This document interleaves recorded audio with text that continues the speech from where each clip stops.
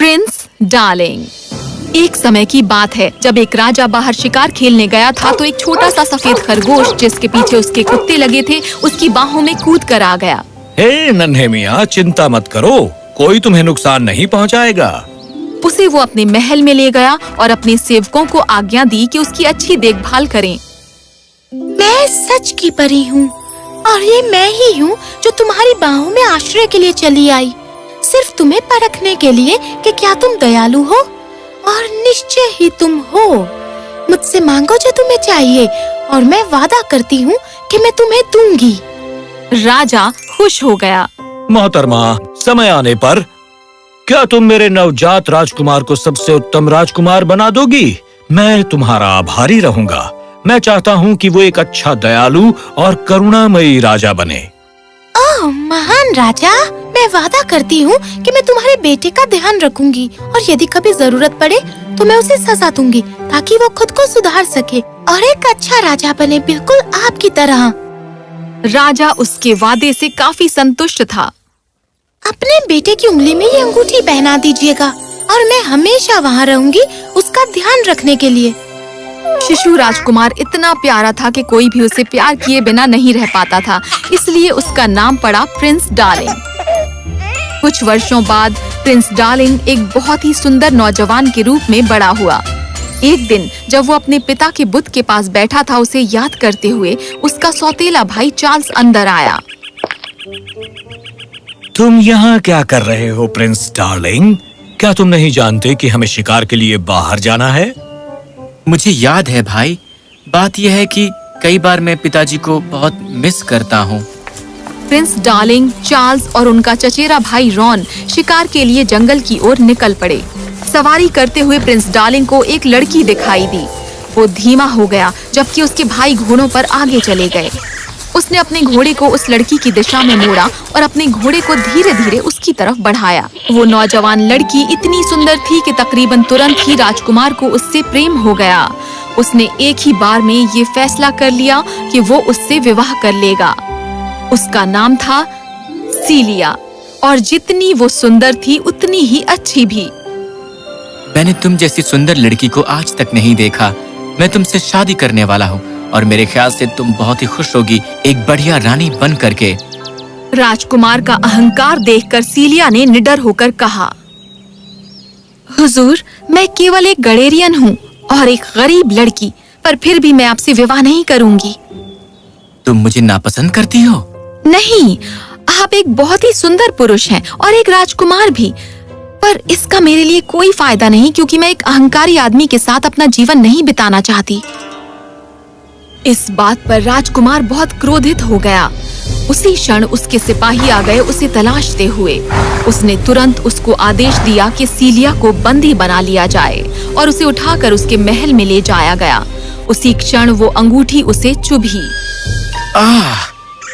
उसने उसे अपनी उंगली से उतारना चाहा, पर ऐसा करने में वो असमर्थ रहा।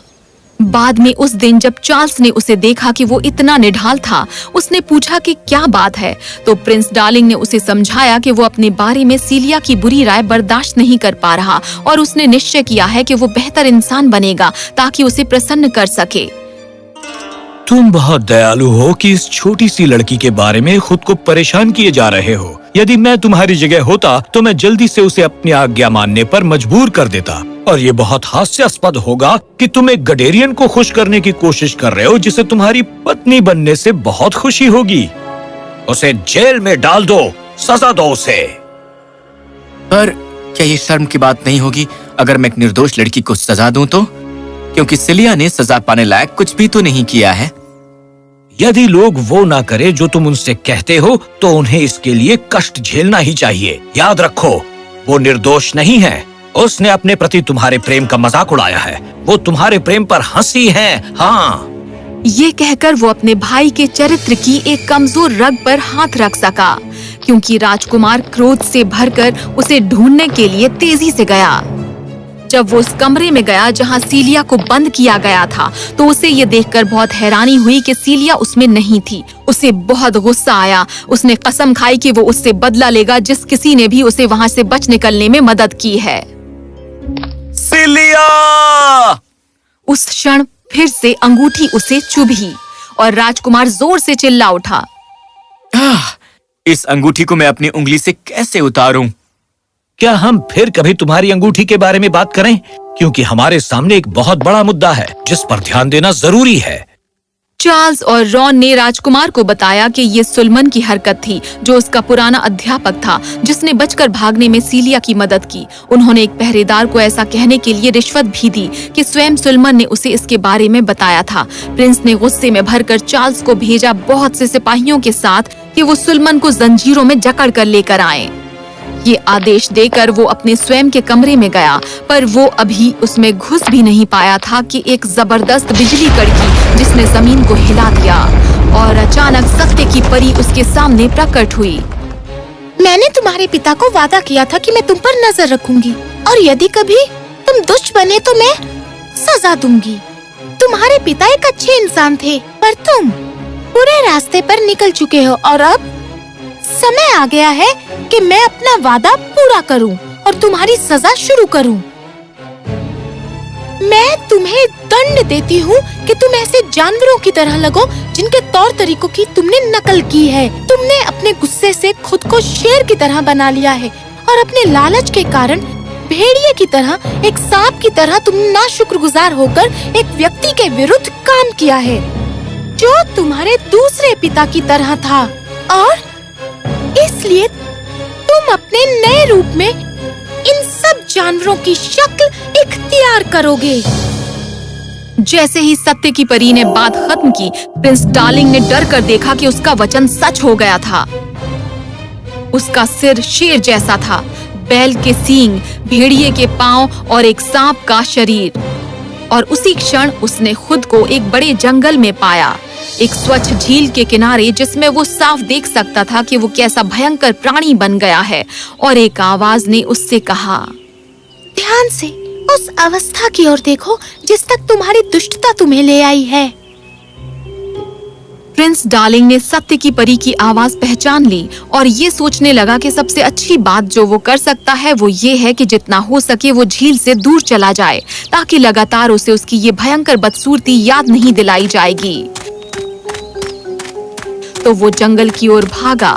जब वो एक पेड़ के नीचे रुका तो एक बड़ा सा पिंजरा नीचे गिरा और वो शिकारी जो पेड़ के पीछे छिपे हुए थे वो बाहर आ गए।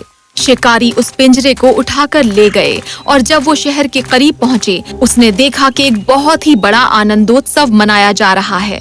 और जब शिकारियों ने पूछा कि क्या हुआ है, तो उन्हें बताया गया कि पूरा राजकुमार मर चुका है और उसका सौतेला भाई और चचेरा भाई जिन्होंने राज्य को हथियाने की कोशिश की थी, आपस में बांटने की, उन्हें लोगों द्वारा राज्य से बाहर भगा दिया गया। उस आदमी ने ये कह सुनाया कि लोगों ने ताज सुलमन को पेश किया, जिसे राजकुमार जेल में छोड़ गया था। वो एक अच्छा और न्यायी मनुष्य है और हम एक बार फिर शांति और समृद्धि का आनंद ले सकेंगे और इसलिए खुशियां मना रहे हैं। प्रिंस डार्लिंग गुस्से में दहाड़ा जब उसने ये सुना, और उससे भी बदतर उसके साथ ये हुआ जब वो अपने खुद के महल के सामने बड़े चौराहे पर पहुंचा। उसने देखा सुलमन एक बड़े आलीशान सिंहासन पर बैठा है और सभी लोग उसके आसपास भीड़ जमाए हुए हैं। उसकी दीर्घायु की कामना कर रहे थे ताकि वो उन सब बुरे कामों को सही कर सकें जो उसके पहले शासक ने किए थे। मैंने उस ताज को स्वीकार किया है जो आपने मुझे दिया है, और सिर्फ इसलिए कि मैं इसे प्रिंस डार्लिंग के लिए रख सकूं, जो मरा नहीं है जैसा आप सोच रहे हैं। परी ने मुझे आश्वासन दिया है कि अभी भी आशा है कि एक दिन उसे हम देख सकेंगे नेक और गुणवान के रूप में।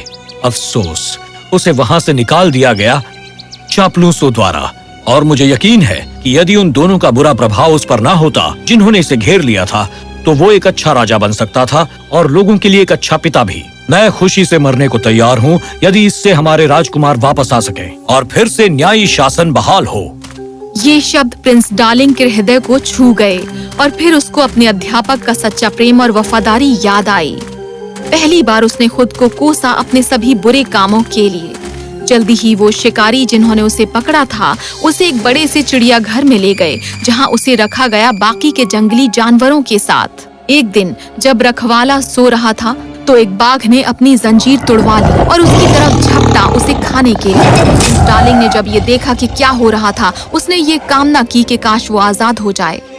मैं अपने रखवाले का जीवन बचाना चाहता हूँ। उसने अभी ये कामना की ही थी कि उसका लोहे का पिंजरा झटके से खुल गया और वो रखवाले की तरफ तेजी से गया और बाघ को डराकर भगा दिया। फिर वो आया और उस आदमी के पाँव में सिमट कर बैठ गया जिसकी जान उसने बचाई थी। आभार से भावुक होकर रखवाला झुका और इस अजीब से प्राणी को सहलाने लगा जिसने उसके लिए इतनी बड़ी सेवा की थी। पर अचानक एक आवाज उसके कानों में आई, एक अच्छे काम को अवश्य ही इनाम मिलना चाहिए।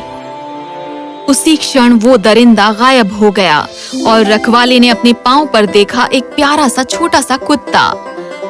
प्रिंस डार्लिंग इस परिवर्तन से बहुत खुश हुआ और वो रखवाले के आसपास दुम हिलाने लगा, हर तरह से उसे अपनी खुशी दिखाने लगा। और उस आदमी ने उसे अपनी बाहों में ऊपर उठाया और उसे रानी के पास ले गया जिसे उसने पूरी कहानी सुनाई।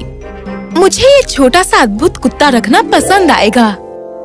एक दिन जब उसे नाश्ते के लिए थोड़ी सी डबल रोटी दी गई थी, उसने सोचा कि उसे बाहर बाग में खाना चाहेगा, तो उसने उसे अपने मुंह में उठाया और महल से बाहर चला गया।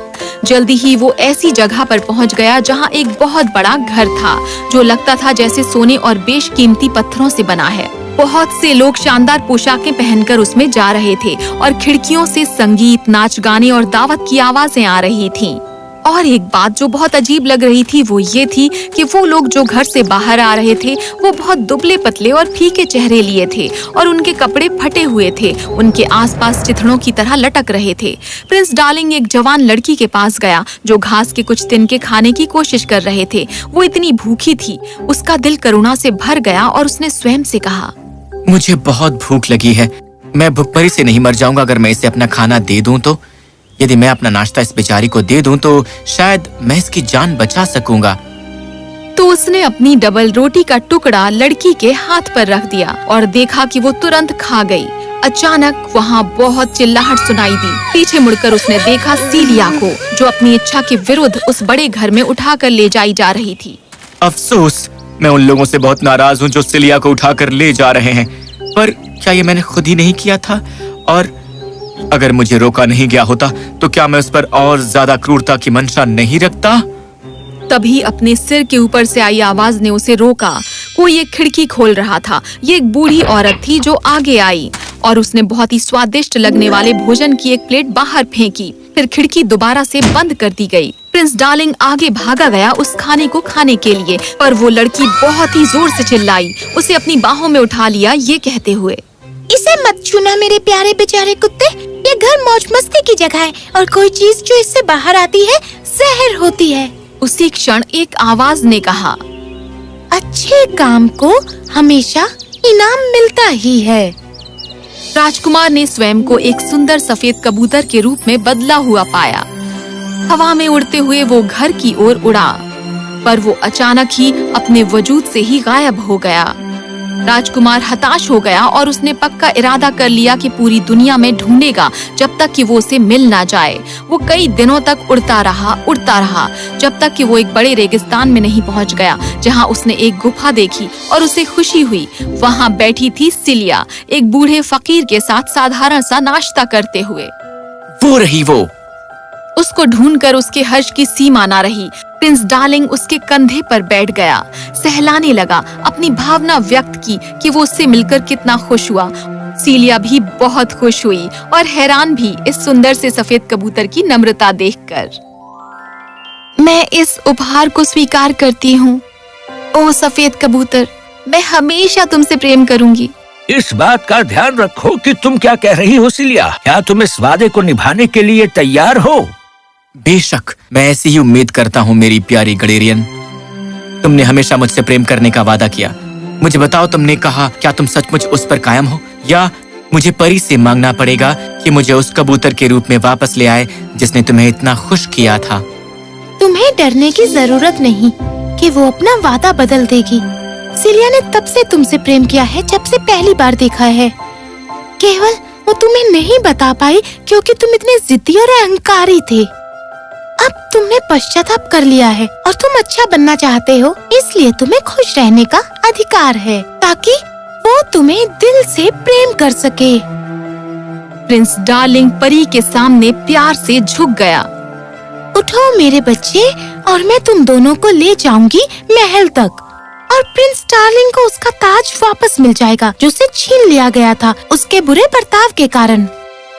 जब वो बात कर रहे थे तो उन्होंने खुद को सुलेमान के हॉल में पाया और उसकी खुशी और भी अधिक बढ़ गई अपने प्यारे अध्यापक को एक बार और देखने पर। उसने खुशी खुशी सिंहासन राजकुमार को दे दी और वो हमेशा उसकी प्रजा का सबसे वफादार सदस्य बना रहा। सीलिया और प्रिंस डार्लिंग ने बहुत सालों तक शासन किया। प्रिंस डार्लिंग ने अपने राज्य और अपने लोगों पर बहुत योग्यता से शासन किया। अंगूठी दोबारा उसको कभी नहीं चुभी और जल्दी ही वो गायब हो गई, क्योंकि अच्छे कामों को इनाम मिलता ही है।